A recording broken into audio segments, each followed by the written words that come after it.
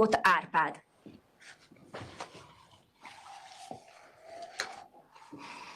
Kedves Dávid, köszönöm szépen, hogy ilyen kiváló randi tanácsokkal érkeztél ide a mai versenyre. Én is hoztam most néhány tippet, hogyha esetleg a közeljövőben randizni indultok, akkor mire érdemes figyelni, és ezt mind ebből a beszédből tanultam.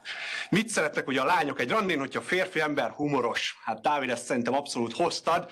Például inget vettél, ez egy 5-ös alát már ért ugye az öltözködésben, a randin is, remélem nálam is meg lesz legalább a 4-es, hogyha itt kiálltam egy ingben, és utána még számtalan ilyen poénnal kedveskedtél nekünk.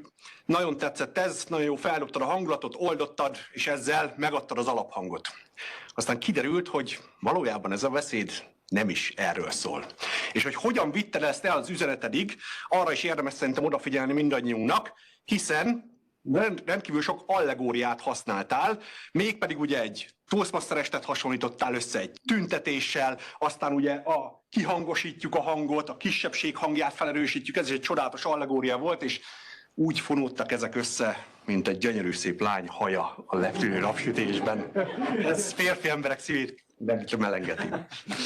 Aztán mi kell még ahhoz, hogy jók legyünk egy randin? Hát ez a harmadik pontom, ez pedig az, hogy egy határozott jó kiállása legyen az embernek. Ugye ekkor megdobogtatjuk a női szíveket, hogyha így teszünk, és ezt te a hangerőd változatosságával sikerült, hogy elérd. Volt, amikor egészen halkan lehalkítottál, és amikor meg hangosan kellett üvölteni, akkor meg az is megvolt.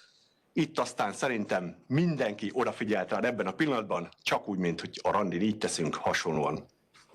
Na és akkor mi az, amit tudok javasolni a legközelebbi randi, hogy még jobban sikerüljön? Az első ilyen az az, hogy volt egy aprócska botlás. Na most randin, hogyha egy férfi ember megbotlik, akkor ugye mi történik? Gyorsan nyomj, fekvőtámaszt! És mintha mi se történt volna, nem kell erre felhívni a figyelmet. Hogyha egy randin ilyen történik, akkor nyugodtan lehet ezt, menjél tovább, úgyse vette észre senki sem, és onnan folytathatod, ahonnan elkezdted. Aztán volt még egy pont, amire érdemes odafigyelned, az pedig a záráshoz kapcsolódik, mégpedig, hogyha eljön a randinak a vége. És eljön az az időpont, amikor végre a kisasszony feljött a lakásra, és megjattuk egy kávét közösen.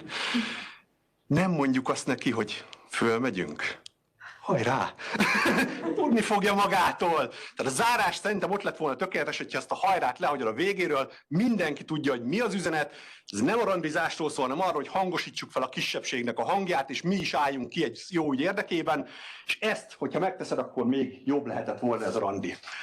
És ha már így mentek fölfelé, akkor ugye a készfogásnál még egy dolgot megemlítenék, hogy a raptor kezét nehéz megfogni, és neked nagy gyakran itt maradt a kezed. Tehát egy randin ugye azt szereti az ember, egy magabiztos férfi ember áll mellettem. Tehát összefoglalva a legközelebbi jó randitól azt javaslom, hogy ugyanígy hozd a humoros stílusodat, ugyanígy használd az elbűvölő szavakat, ugyanilyen energiával és magabiztossággal állj ki a színpadon, és hogyha kéztartásod is jó lesz, hogyha kiállásod is megfelelő lesz, és nem botlasz meg, és a zárás is helyben van, akkor tuti, hogy sikeres lesz ez a randi.